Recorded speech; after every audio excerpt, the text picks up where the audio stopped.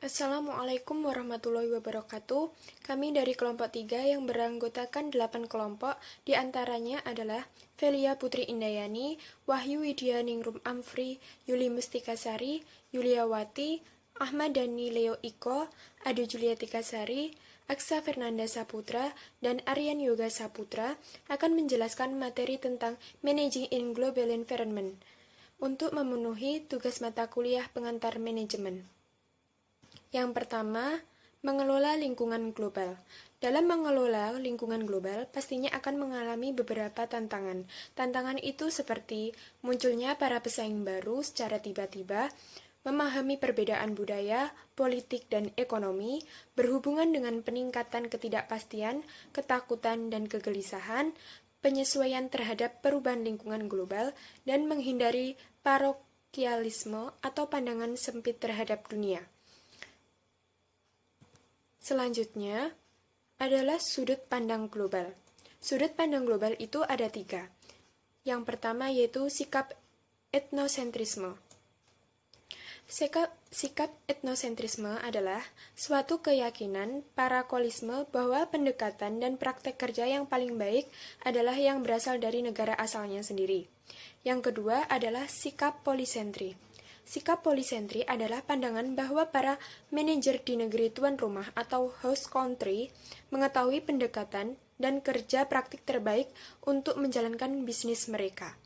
Yang terakhir adalah sikap geosentris. Sikap geosentris adalah pandangan bahwa berorientasi dunia yang memusatkan perhatian pada penggunaan dan pendekatan dan orang terbaik dari seluruh dunia.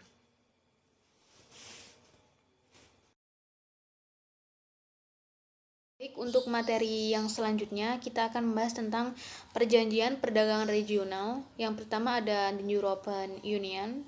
Terdapat ekonomi dan perdagangan yang bersatu dan negara-negara yang termasuk diantaranya yaitu Belgium, Denmark, France, Greece atau Yunani, Ireland, Italy, Luxembourg, the Netherlands, Portugal, Spanyol, the United Kingdom, Germany, Finland, and Sweden. Yang kedua ada North American Free Trade Agreement. Terdapat persatuan ekonomi dan keuangan euro. Yang ketiga ada North American Free Trade Agreement atau NAFTA. Menghilangkan hambatan untuk perdagangan bebas berupa tarif persyaratan, izin impor, dan tarif penggunaan bea masuk. Yang selanjutnya di sini terdapat European Union and countries.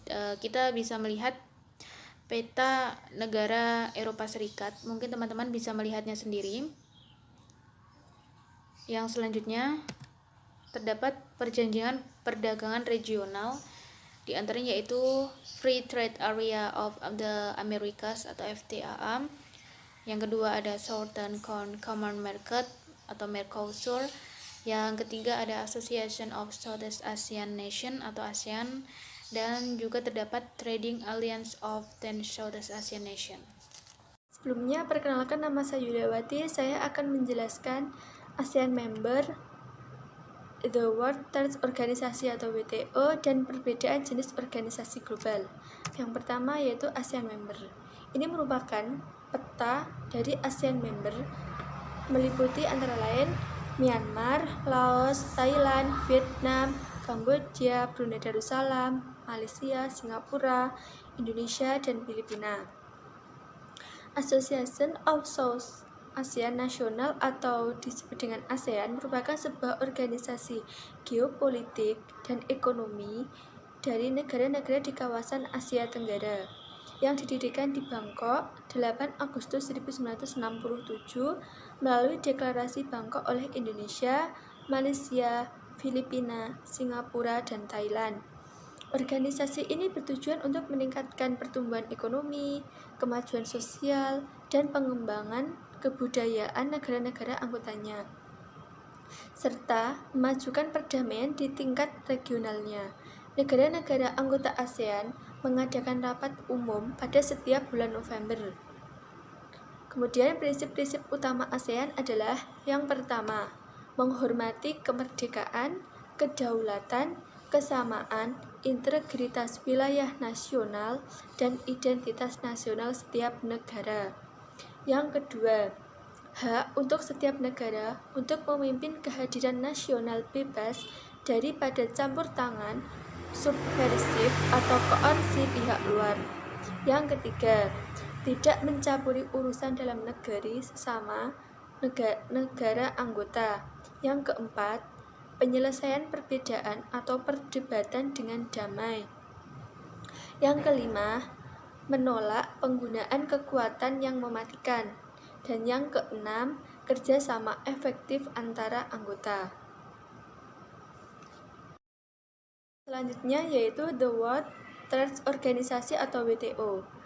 Yang pertama, evolusi dari General Agreement on Tariffs and Trade atau GAAT yang berdiri tahun 1995.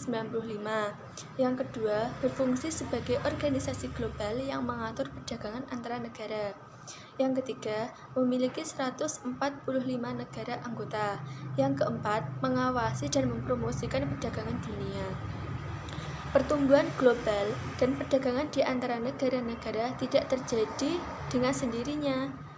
Namun sistem dan mekanisme diperlukan sehingga hubungan dagang yang efektif, efisien dapat dikembangkan.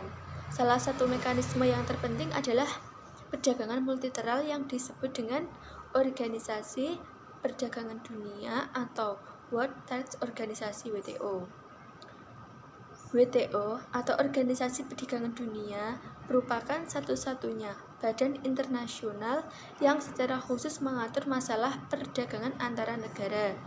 Didirikan pada 1 Januari 1995.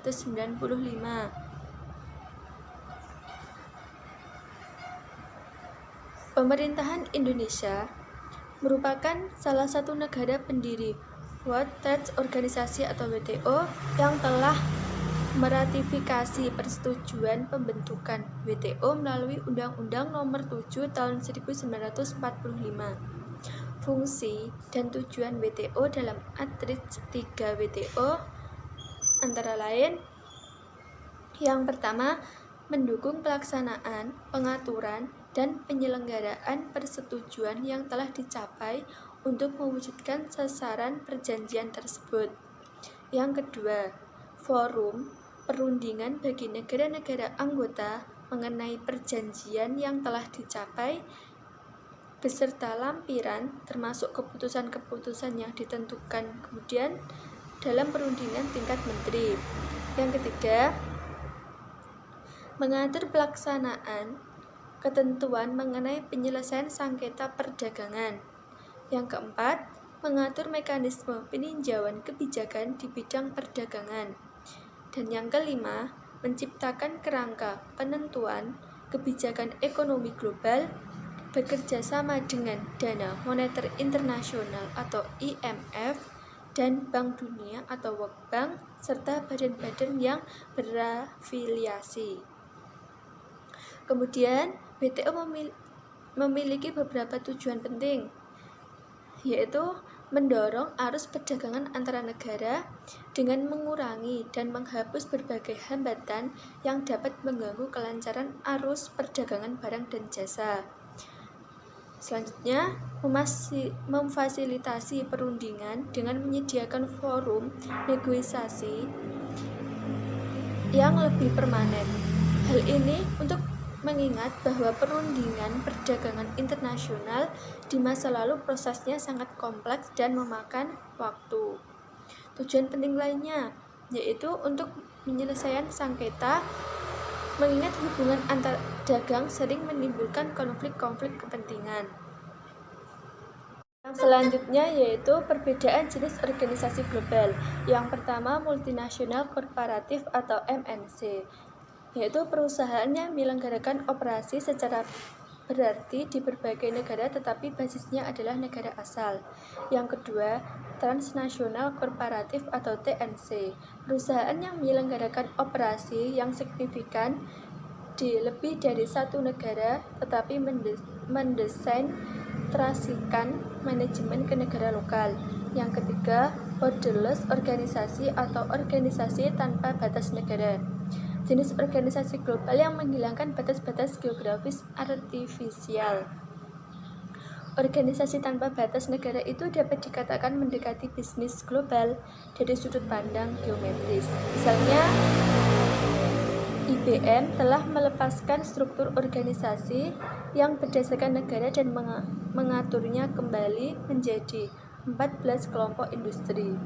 Bristol Myers Squibb mengubah bisnis konsumennya supaya menjadi lebih agresif dalam perjualan internasional dan menempatkan seseorang eksekutif baru yang menangani obat-obatan bagi konsumen di seluruh dunia, seperti Bufferin dan Excedrin. Dan Telefonis dari Spanyol menghapuskan divisi geografis antara kantor pusatnya di Madrid dan perusahaan telepon yang tersebar luas. Sebaliknya, perusahaan itu akan terorganisasi berdasarkan lini bisnis, seperti jasa internet, telepon seluler, dan operasi media. Manajemen tanpa batas negara merupakan upaya organisasi untuk meningkatkan efisiensi dan efektivitas dalam pasar global yang sengit persaingannya. Bagaimana organisasi menjadi global? 1. 3 tahap proses globalisasi. Tahap 1. Mengekspor produk organisasi tersebut ke negara lain atau mengimpor. Menjual produk di negeri sendiri tetapi untuk produk yang dibuat di luar negeri. B. Tahap 2. Memperkerjakan perwakilan asing atau melakukan perjanjian bidang pabrikan di luar negeri. C. Tahap 3. Lisensi biayanya dilakukan oleh perusahaan manufaktur dan waralaba oleh perusahaan jasa. Perusahaan yang memberikan kepada organisasi lain hak penuh atas merek, teknologi, dan spesifikasi produk perusahaan dengan mendapat. Bagaimana organisasi menjadi global? Step pertama, importing to first consumption or importing from first consumption. Mengekspor ke luar negeri atau mengimpor dari luar negeri. Step 2, hiring first inflation or contraction is manufacture. Memperkerjakan perwakilan asing untuk membuat kontrak dengan orang asing atau manufaktur.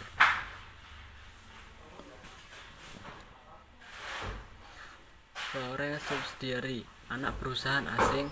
Joint venture, usaha bersama. Strategi aliansi strategi. Licensing atau franchising. Bentuk lain globalisasi. 1. Aliansi strategis. A. Kemitraan antara organisasi tertentu dengan perusahaan asing di mana keduanya berbagi sumber daya dan pengetahuan untuk mengembangkan produk baru atau membangun fasilitas produksi baru. 2. Joint venture. B. Aliansi strategi khusus di mana rekannya setuju untuk membentuk organisasi yang terpisah dan independen untuk mencapai tujuan bisnis tertentu. Mengelola di lingkungan global. 1. Lingkungan hukum. A. Stabilitas atau instabilitas sistem hukum dan politik. Prosedur hukum sudah mapan. B. Perbedaan hukum di berbagai negara berakibat pada aktivitas bisnis, berakibat pada hantaran produk dan jasa. Untuk pembahasan selanjutnya yaitu lingkungan ekonomi. Salah satunya adalah sistem ekonomi. Sistem ekonomi merupakan rangkaian aturan atau cara mencakup seluruh proses dan kegiatan masyarakat untuk memenuhi kebutuhan hidup atau mencapai kemakmuran masyarakat. Sistem ekonomi memiliki fungsi diantaranya yaitu sebagai saran untuk mendorong terjadinya kegiatan produksi, cara atau metode untuk mengorganisasi kegiatan individu dan pencipta mekanisme tertentu agar distribusi barang dan jasa terlaksana dengan baik. Adapun yang termasuk dalam sistem ekonomi sendiri meliputi yang pertama, ekonomi pasar. Ekonomi pasar merupakan suatu kondisi ekonomi di mana sumber daya dimiliki oleh pribadi dan diawasi oleh sektor swasta. Kemudian yang kedua, ekonomi terpimpin. Ekonomi terpimpin merupakan sebuah ekonomi di mana keputusan ekonomi dilakukan oleh pemerintah pusat. Kemudian, faktor moneter dan keuangan. Yang pertama, nilai tukar mata uang. Nilai tukar mata uang merupakan harga satu unit mata uang asing dalam mata uang domestik atau harga mata uang domestik terhadap mata uang asing. Nilai tukar mata uang disebut juga sebagai kurs. Kemudian, tingkat inflasi. Inflasi merupakan indikator untuk melihat tingkat perubahan dan dianggap terjadi jika proses kenaikan harga berlangsung secara terus-menerus dan saling mempengaruhi. Kemudian, berbagai macam kebijakan pajak dan kebijakan fiskal. Kebijakan fiskal merupakan kebijakan yang dilakukan oleh pemerintah dengan cara meningkatkan atau mengurangi pendapatan dan belanja negara untuk mencapai tujuan yang diharapkan, seperti mengurangi jumlah pengangguran atau mencapai pertumbuhan ekonomi yang sudah ditargetkan. Untuk pembahasan yang selanjutnya yaitu tentang lingkungan budaya. Salah satunya adalah budaya nasional. Budaya nasional merupakan nilai dan sikap yang dipegang oleh seseorang dalam satu negara yang membentuk perilaku dan keyakinan tentang apa yang dianggap penting. Budaya nasional juga memiliki pengaruh lebih besar terhadap organisasi dibandingkan budaya organisasi. Yang selanjutnya yaitu kerangka kerja Hofstede untuk memahami budaya. Yang pertama ada individualisme versus kolektivis. Yang kedua, jarak kekuasaan atau ukuran seberapa jauh masyarakat menerima fakta bahwa kekuasaan dalam lembaga dan organisasi itu terbagi secara tidak merata. Untuk yang ketiga yaitu penghindaran ketidakpastian. Untuk yang keempat, kuantitas versus kualitas kehidupan. Untuk yang kelima atau yang terakhir, orientasi jangka panjang versus jangka pendek. Baik, untuk materi yang selanjutnya yaitu tentang examples of hosted cultural dimension.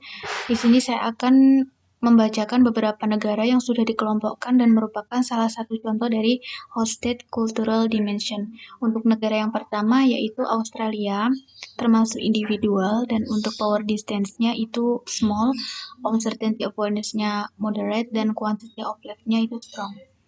Dan negara yang kedua yaitu Kanada, termasuk individual juga, power distance-nya moderate, uncertainty avoidance-nya low, dan quantity of life-nya moderate.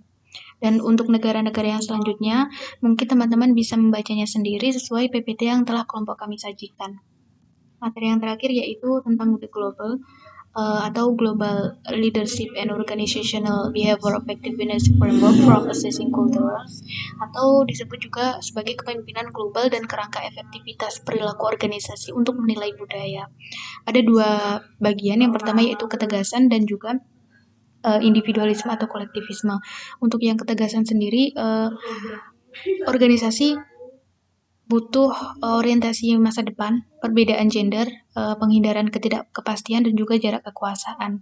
Untuk yang bagian kedua, di dalam kolektivisme itu terdapat kelompok orientasi kinerja dan orientasi manusia. Baik, cukup sekian presentasi dari kelompok kami. Apabila ada kurang lebihnya, kami dari kelompok 3 mohon maaf yang sebesar-besarnya. Terima kasih. Wassalamualaikum warahmatullahi wabarakatuh.